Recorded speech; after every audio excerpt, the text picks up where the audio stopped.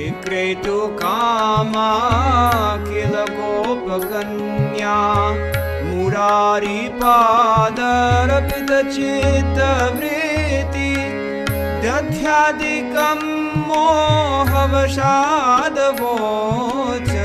Govinda Damodar माधवेति Govinda Damodar माधवेति।